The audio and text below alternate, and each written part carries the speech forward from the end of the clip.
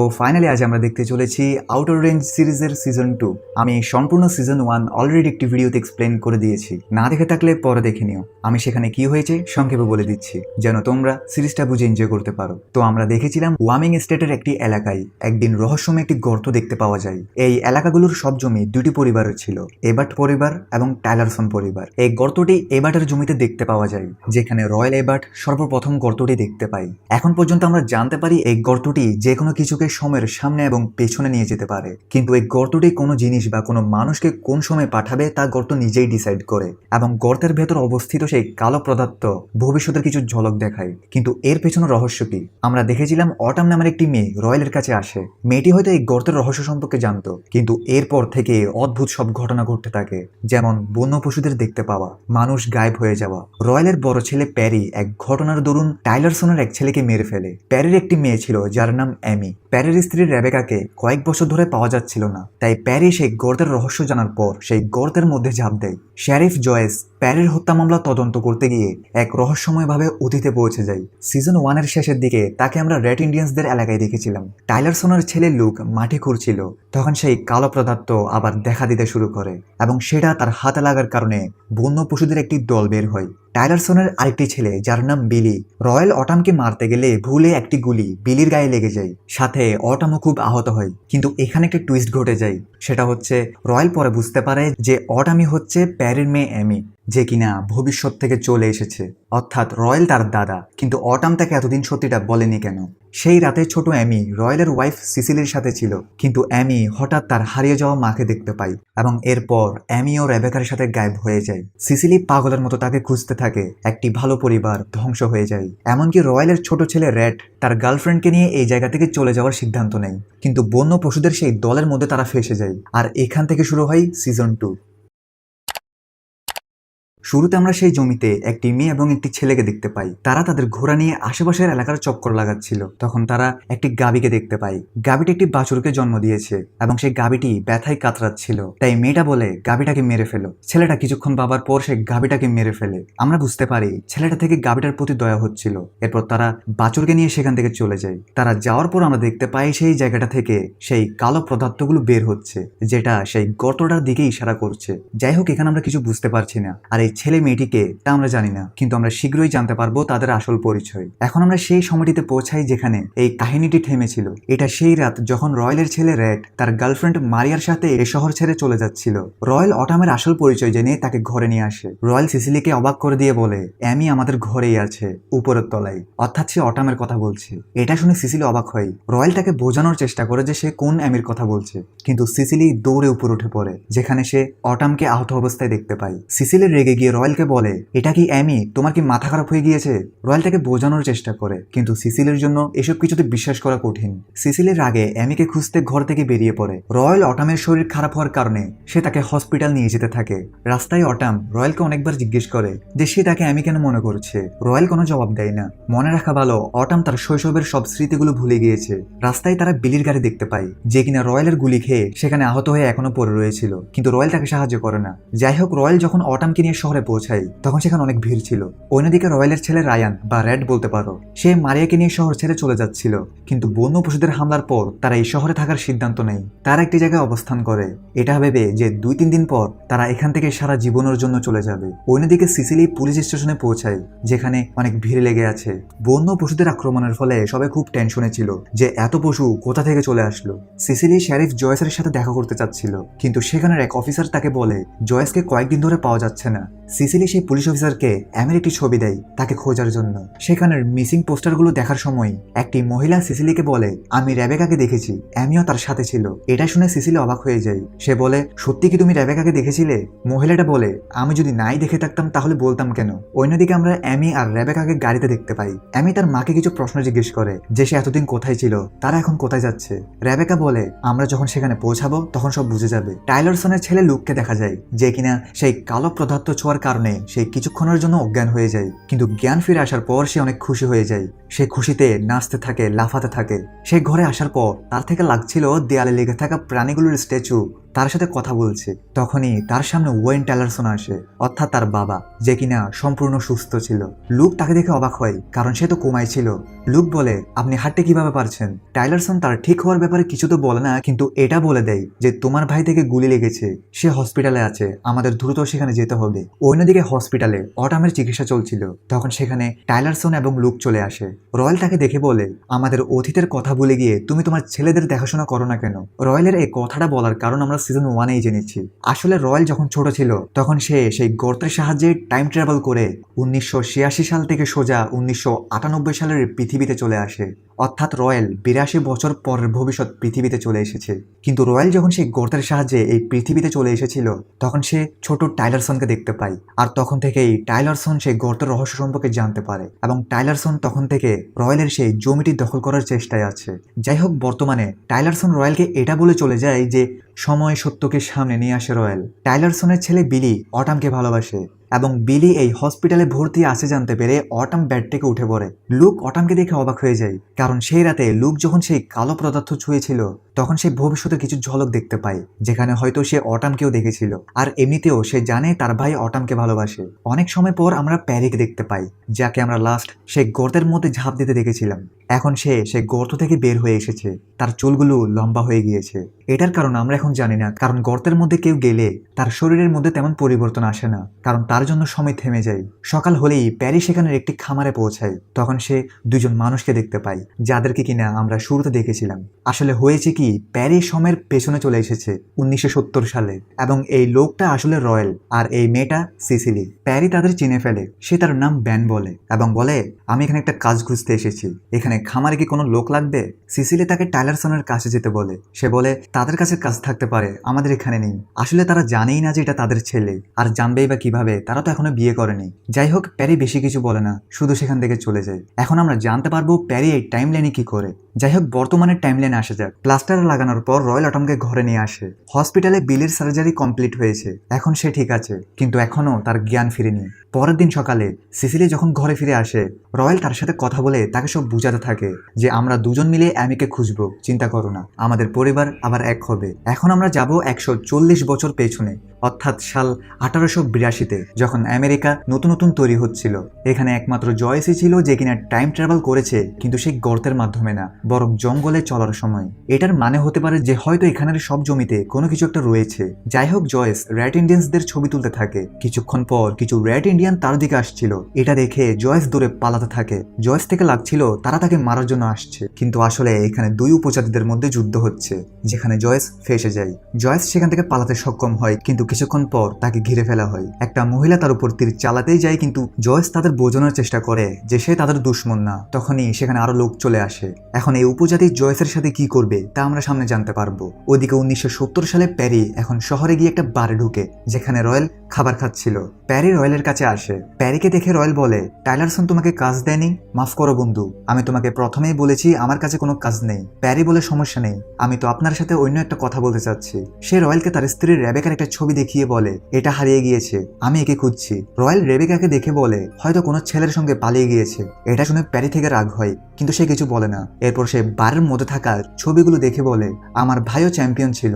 এবং এরপর সে রয়্যালের দিকে তাকিয়ে বলে, আমার ভাইয়ের নাম রেড এবার্ট আর আমার পিতার নাম রয়্যাল এবার্ট। আমি সেই গর্ত দিয়ে এসেছি যেটা দিয়ে আপনিও এসেছিলেন। এটা শুনে রয়্যালের হুশ উড়ে যায়, কারণ রয়্যালও সে গর্তের ব্যাপারে জানে, কারণ সেও তো ছোটবেলায় সে গর্তের সাহায্যে অতীত থেকে ভবিষ্যতে চলে এসেছে। রয়্যাল তাকে তার সাথে নিয়ে আসে। রাস্তায় প্যারি বলে, সে গর্তের মধ্যে এই জন্যই গিয়েছে কারণ সে ভেবেছিল সে একটা ভালো পৃথিবীতে পৌঁছাবে, যেখানে তার স্ত্রীর রেবেকা রয়েছে। রয়্যাল বলে, সে গর্তের মধ্যে যেতে আমি বলেছিলাম কি? প্যারি বলে, না। যেটা শুনে রয়্যাল বলে, শকর, বুড়ো বয়সে আমার মাথা ঠিক ছিল। রয়্যাল বলে, আমার থেকে লাগছে তুমি সেই গর্তে এমনি যাওনি, শুধু তোমার স্ত্রীর জন্য।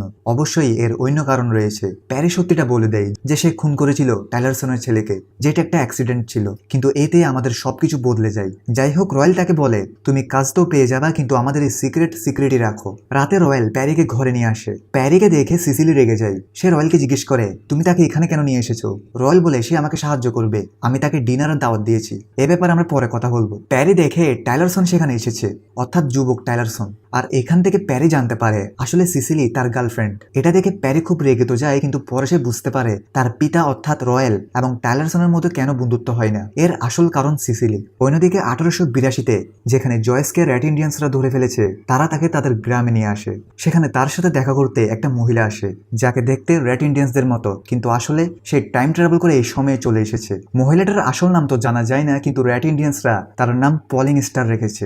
জয়েস যখন জানতে পারে সে 1882-তে চলে এসেছে, তখন তার থেকে বিশ্বাস হয় না। সে খুব ভয় পেয়ে যায়। সে শুধু এখন তার পরিবারের কাছে ফিরে যেতে চায়। পলিং স্টার তাকে বোঝায় সেই গর্ত এখন বন্ধ হয়ে গিয়েছে, আর না জানি তোমায় এখন এখানে কত সময় ধরে থাকতে হবে। পলিং স্টারকে আসলে এই রেড ইন্ডিয়ান্সরা একটি জঙ্গলে খুঁজে পায়। এখন যেহেতু সে ইংলিশ জানে এবং সে এমন একটা সময় থেকে চলে এসেছে যেখানের মানুষরা সবাই বুদ্ধিমান, তাই সে এখানকার উকিল হয়ে গিয়েছে। আর আজ তাদের একটি লেনদেন করতে হবে। তাই পলিং স্টার জয়েসকে নিয়ে সেই স্থানটিতে পৌঁছায়। কিছুক্ষণ পর সেখানে দুজন লোক আসে, যারা তাদের 5টি বস্তা দেয়। এই লোকগুলো একটা পরিবার ছিল, যারা এই রেড ইন্ডিয়ান্সদের এলাকায় থাকে। অর্থের বিনিময়ে তারা রেড ইন্ডিয়ান্সদের খাবার এবং জিনিসপত্র দেয়, যেমন আজ তারা শস্য দিয়েছে। এই লোকটির নাম মিস্টার সামনার। তার একটা মেয়ে রয়েছে এবং একটা ছেলে। জয়েস অবাক হয়ে যায় যখন মিস্টার সামনার তার ছেলেকে রয়্যাল বলে ডাকে। হ্যাঁ, এটাই রয়্যাল এবার্ট, যে কিনা এখনো ছোট।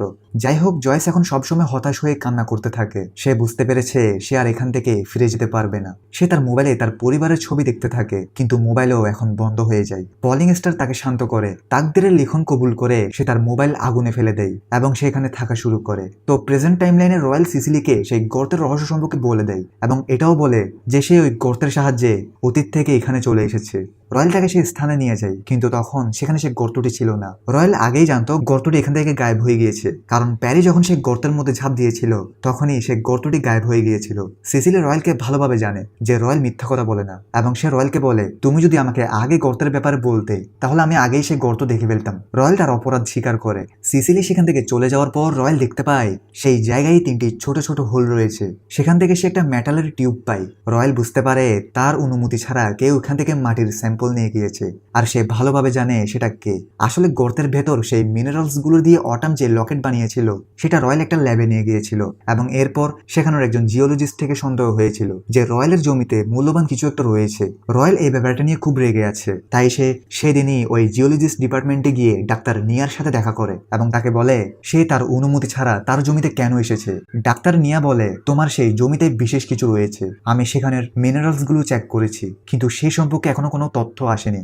যখনই আমি সেগুলোকে টেস্ট করি তখনই আমার মেশিনগুলো খারাপ হয়ে যায়। নিয়া তাকে বোঝাতে থাকে সময় এবং স্পেসের মাঝে ফেব্রিক লিকুইড আছে, যেটা আমরা পানির মতো ভাঙতে পারবো। সবাই বলে সময় নদীর মতো, আর তোমার সেই জমির নিচে এমনই কিছু রয়েছে, হয়তো সেটা সময়। রয়্যাল সেখানে একটি বন্দুকের বুলেট রেখে দেয় ডাক্তার নিয়াকে এটা বোঝানোর জন্য যে সামনে থেকে সে তার জমিতে যেন না আসে, না হলে সে তাকে মেরে ফেলবে। রাতে রয়্যাল সিসিলিকে সেই জিওলজিস্টের কথা বলে। রয়্যাল বলে আমাদের জমি এখন ঝুঁকিতে আছে, তারা আমাদের জমি নেওয়ার চেষ্টা করবে, তাই আমাদের শীঘ্রই কিছু একটা করতে হবে। ওদিকে হসপিটালে লুক অদ্ভুত আচরণ করছিল, আর এটা তখন থেকে যখন তার হাতে সেই মিনারেলস গুলো লেগেছিল। হসপিটালে প্যাট্রিশিয়া পৌঁছায়, অর্থাৎ টাইলারসনের ওয়াইফ, এবং লুক ও বিলির মা। কিছু সময় পর বিলির জ্ঞান ফিরে। প্যাট্রিশিয়া তাকে জিজ্ঞেস করে তোমার এই অবস্থা কে করেছে। বিলির গলায় গুলি লাগার কারণে সে কথা বলতে পারছিল না, তাই সে তার বুকে অটামের বানিয়ে দেওয়া এবার্ট পরিবারের একটা চিহ্ন দেখায়। সব বুঝতে পেরে এরা প্রচন্ড রেগে যায়। টাইলারসন বিলিকে ওয়াদা দেয় যে সে তাদের দুশ্মনদের থেকে প্রতিশোধ নেবে। এবার লুক তার বাবার সাথে দেয়, যেটাতে প্যাট্রিশিয়া থেকে অবাক লাগে, কারণ সে তার বাবাকে ঘৃণা করত। এরপর আমরা অ্যামি আর রেবেকাকে দেখতে পাই। এখানে অ্যামি যদি সত্যি অটাম হয় তাহলে সে রেবেকার সাথে যে কোনো কারণে থাকবে না, তাকে অন্য কেউ নিয়ে নেবে বা পালবে, কারণ আমরা জানি অটাম বড় হয়ে রয়্যালদের কাছে এসেছিল। আর সে যদি রেবেকার সাথেই থাকতো তাহলে তো রয়্যাল তাকে আগেই চিনত, কারণ সে তার ঘরের মানুষ। দেখা যাক সামনে কি হয়। প্রেজেন্ট টাইমলাইনে অটাম সকালবেলা চার্জে যায়। সেখানে গিয়ে সে চার্জের ফাদারের সাথে দেখা করে। বিলি যেহেতু অসুস্থ ছিল তাই এরা বিলিকে দেখতে যায়। তাদের আশাতে লুক খুশি ছিল না। বিলি অটামকে বলে আমি মনে করেছিলাম তুমি চলে গিয়েছো। অটাম বলে এতক্ষণে চলে গিয়েছিলাম, কিন্তু রয়্যাল আমাকে ধরে ফেলেছে। সে আমাকে তাদের পরিবারের সদস্য মনে করে। যাওয়ার সময় লুক অটামকে একটা বারে তার সাথে দেখা করতে বলে। এদিকে রয়্যাল ঘুম থেকে উঠে সিসিলিকে তার খারাপ স্বপ্নের ব্যাপারে বলে যে কিভাবে অ্যামি ফিরে এসেছে, কিন্তু তাদের ঘর এই জায়গায় ছিল না। তোমাদের হয়তো মনে আছে টাইলারসনের ছেলে ট্রেভারকে প্যারি খুন করেছে, আর এখন যেহেতু সে পালাতক তাই সে আইন ভঙ্গ করেছে। আদালতে এবার্ট পরিবারের উকিল জর্জকে বোঝানোর চেষ্টা করে যে প্যারির মেয়ে অ্যামি হারিয়ে গিয়েছে, তাই প্যারি তাকে খুঁজতে গিয়েছে, কিন্তু জর্জ রায় দেয় যে তাদের $5 লাখ ফাইন দেওয়া হলো, সেটাও আবার 1 সপ্তাহের মধ্যে জমা দিতে হবে। বিপদের পাহাড় শুধু এই পরিবারের উপরই পড়ছিল।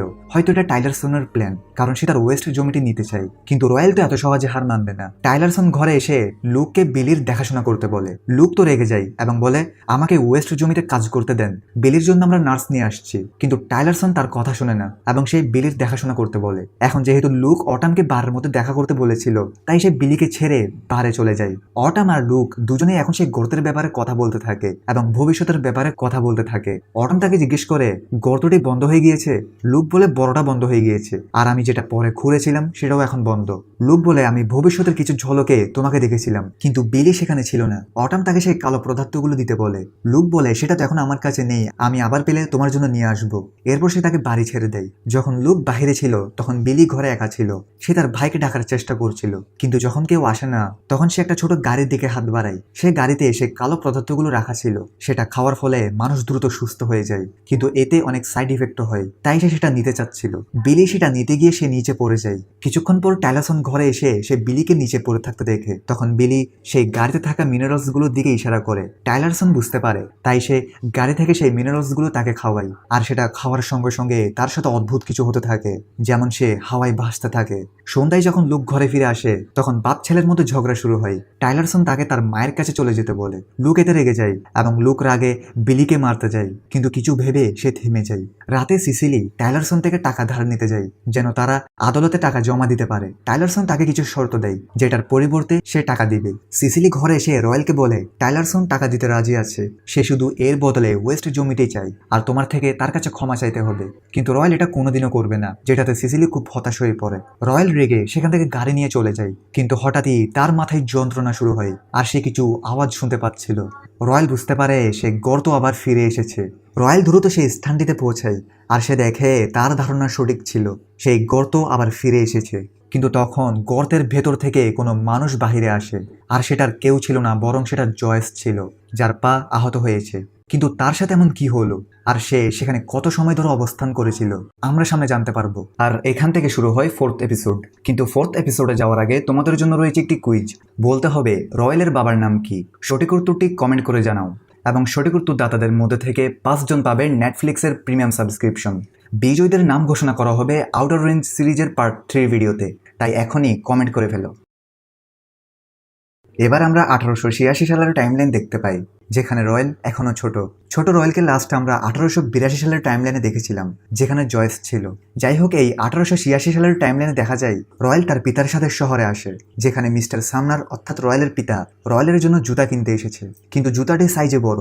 রয়্যালের পিতা অনেক গরিব, তাই বাধ্য হয়ে তার থেকে বড় জুতা কিনতে হয়, যেন সেই জুতা সে অনেক বছর ধরে পরতে পারে। সামনার যখনই সেই দোকানদারকে টাকা দিচ্ছিল, দোকানদার বলে, মাফ করো, জুতার দাম বেড়ে গেছে। সামনারের কাছে টাকা না থাকায় তার থেকে রাগ হয়, সাথে সে দোকানদারের সাথে লড়াই করতে থাকে। কিন্তু জুতা নেওয়ার জন্য তার থেকে টাকা তো জোগাড় করতেই হবে, তাই সে রয়্যালকে সেখানেই থাকতে বলে, আর সে নিজে কারোর সাথে দেখা করতে চলে যায়। এখন আমরা জানতে পারবো সে জুতা কেনার জন্য কিভাবে টাকা জোগাড় করে। এরপর আমাদের জয়েসকে দেখানো হয়, যেখানে আমরা জানতে পারবো জয়েসের সাথে কি হয়েছিল। দেখা যায় জয়েস এখন সেই উপজাতিদের সাথে জীবনযাপন করছে, সেখানে সে 1-2 বছর নয়, বরং 4 বছর ধরে থাকছে। তার চুলগুলোতে আমরা সাদা চুলও দেখতে পাই। পলিং স্টার তাকে এখানকার সংস্কৃতি শিখিয়েছে, কিন্তু পলিং স্টার থেকে ক্যান্সার, তাই তার হাতে সময় নেই। পলিং স্টার মারা যাওয়ার পর জয়েস তার জায়গা নেবে। এই উপজাতিদের মধ্যে 2টি লোক শিকারে বেরিয়েছিল, একটা ছেলে এবং একটা মেয়ে। তারা তাদের শিকারের পিছু নিতে নিতে তারা সেই সাধারণ মানুষদের এলাকায় ঢুকে পড়ে। তাই সামনে থাকা মেয়েটি, যার নাম ফ্লাওয়ার, তাকে ধরে ফেলা হয়, আর সেই ছেলেটা সেখান থেকে পালাতে সক্ষম হয়। ছেলেটি তাদের উপজাতিদের কাছে ফিরে সবাইকে সেই ঘটনাটা বলে। জয়েস বলে সে ফ্লাওয়ারকে আবার ফিরিয়ে আনবে, তাই সে তার বন্দুক নিয়ে সেই স্থানটিতে পৌঁছায় যেখানে ফ্লাওয়ারকে বন্দি করে রাখা হয়েছে। সেখানে একটা লোক পাহারা দিচ্ছিল। জয়েস প্রথমে তো সেই লোকটিকে শেষ করে দেয়, এবং গোডাউনের ভেতর সে 2জন লোককে দেখতে পায়, যারা কিনা ফ্লাওয়ারের সাথে খারাপ কিছু করার চেষ্টা করছিল। বন্দুক নিয়ে জয়েস ভেতরে এসে তাদের একজনকে গুলি করে মেরে ফেলে, কিন্তু অপরজন লুকিয়ে পড়ে এবং সে জয়েসের উপর গুলি চালাতে থাকে, যার ফলে একটি গুলি জয়েসের পায়ে লেগে যায়। কিন্তু জয়েস কোনো মতে সেই মেয়েটিকে নিয়ে সেখান থেকে পালিয়ে যায়। সমস্যা এটা যে এই ঘটনার পর রেড ইন্ডিয়ান্স এবং এই সাধারণ লোকদের মধ্যে যুদ্ধ হওয়ার সম্ভাবনা ছিল। এই লোকটি যে তাদের পেছন পড়েছিল তার নাম কেব। এখন জয়েস আর ফ্লাওয়ার তো জঙ্গলের দিকে পালিয়ে যায়, কিন্তু কেব সাহায্য নেওয়ার জন্য কিছু লোকদের কাছে যায়। এই সব লোকগুলো এতদিন একটা ওসিলা খুঁজছিল রেড ইন্ডিয়ান্সদের সাথে যুদ্ধ করতে, যেন তারা তাদের পুরোপুরি শেষ করে দিতে পারে এবং তাদের সব জমি তারা দখল করে নিতে পারে। ওইদিকে রয়্যালের বাবা সামনার একজনকে তাদের একটা গরু বিক্রি করে দেয়, কারণ তার থেকে রয়্যালের জন্য জুতা কিনতে হবে। কিন্তু সামনারের স্ত্রী এই ব্যাপারটাতে খুশি ছিল না। সে একটা বন্দুক নিয়ে সেই লোকটাকে থামানোর চেষ্টা করে, কিন্তু সামনার তাকে একটা থাপ্পড় দিয়ে বলে, আমি এবং আমার ছেলে এই ক্ষতিপূরণ করে দিব। এরই মধ্যে কেপ সেখানে চলে আসে, আর সে সামনারকে বলে, কিছু লোক আমাদের উপর হামলা করেছে, যদি তুমি সেই লোকদের খুঁজতে আমাদের সাহায্য করো তাহলে আমি তোমাকে আমার জমিতে কাজ করতে দিব। সুযোগ পেয়ে সামনার তার দলে যোগ দেয় এবং নিজের সাথে সে রয়্যালকেও নিয়ে যায়। রয়্যালের মা তাদের আটকানোর চেষ্টা করে, কিন্তু তারা তার কোনো কথা শোনে না। এদিকে কিছু লোক রেড ইন্ডিয়ান্সদের এলাকায় হামলা করে দেয়, কিন্তু রেড ইন্ডিয়ান্সরা এতটাই বোকা ছিল না, তারা সেখান থেকে আগেই পালিয়ে গিয়েছে। ওদিকে জয়েস ফ্লাওয়ারকে তাদের গোত্রের কাছে যেতে বলে আর ওয়াদা করে যে সে আবার ফিরে আসবে। কেপ যখন একটা নদীর কিনারায় পৌঁছায় তখন জয়েস তার মাথায় গুলি করে তাকে মেরে ফেলে। গুলির আওয়াজ শুনে সামনার সতর্ক হয়ে যায়। সে রয়্যালকে ওই নদীকে পাঠিয়ে দেয় আর বলে, কোনো কিছু নড়তে দেখলে গুলি চালিয়ে দিও। আর সবার প্রথমে রয়্যালই জয়েসের কাছে পৌঁছে যায়। জয়েস তাকে চিনে, তাই সে তাকে শান্ত করে। রয়্যাল তার বাবার মতো ছিল না, তাই সে জয়েসকে গুলি করে না। আর এরই মধ্যে সামনারও সেখানে পৌঁছে যায়। সামনার রয়্যালকে বলে, কি করছো, গুলি চালাও। তখন রয়্যাল জয়েসের পরিবর্তে তার পিতাকেই গুলি করে দেয়। এর কারণ সম্ভবত তার পিতা একটা কথা বলেছিল, যে সে বলেছিল, আমি দোয়া করেছি এবার যখন আমার ওয়াইফ একটা বাচ্চাকে জন্ম দিবে তখন যেন সে নিজে মরে যায়। আর এখানে কাহিনী আমাদের ভাবনায় ফেলে দেয়, কারণ রয়্যাল প্যারিকে অনেক আগে বলেছিল যে সে ভুলে হরিণের বদলে তার পিতাকেই গুলি করে দিয়েছে। তাহলে এটা কি ছিল? এর মানে কি রয়্যাল মিথ্যা কথা বলেছিল, না এর ভেতরে অন্য রহস্য লুকিয়ে আছে? যাই হোক, রয়্যাল তার পিতাকে মারার পর সে অনেক ভয় পেয়ে দৌড়াতে থাকে এবং তার পেছনে জয়েসও দৌড়াতে থাকে। তারা দুইজনই ভবিষ্যতের রয়্যালের সেই জমিতে দৌড়াচ্ছিল। তখনই সেই গর্ত বের হয়ে আসে।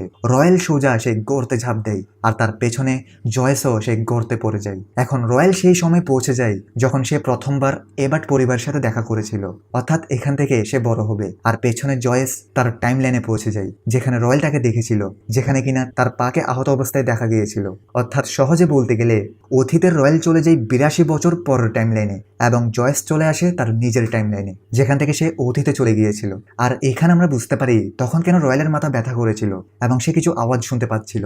আসলে প্রথমত তার মাথা ব্যথা করেছিল কারণ তার অতীতের টাইম লাইনে সে নিজেই অন্য টাইম লাইনে টাইম ট্রাভেল করে ফেলেছে, তাই টাইম ট্রাভেলের কিছু সাইড ইফেক্ট তার উপরে পড়েছে এবং সে যে আওয়াজটি শুনতে পেয়েছে সেটা আসলে অতীতের রয়্যালের পেছনে যখন জয়েস দৌড়াচ্ছিল তখন তার আওয়াজ সে শুনতে পেয়েছে। আশা করি বুঝতে পেরেছো। এখানে জয়েস সেই টাইম লাইনে 4 বছর অবস্থান করেছিল, কিন্তু এটা জেনে সে হুঁশ হারিয়ে ফেলবে যখন সে জানতে পারবে এখানে শুধু 3-4 দিনই হয়েছে।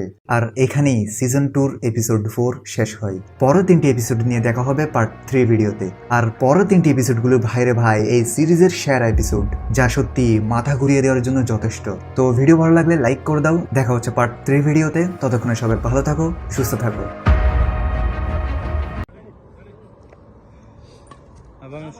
ব্যাডমিন্টন তুমি তো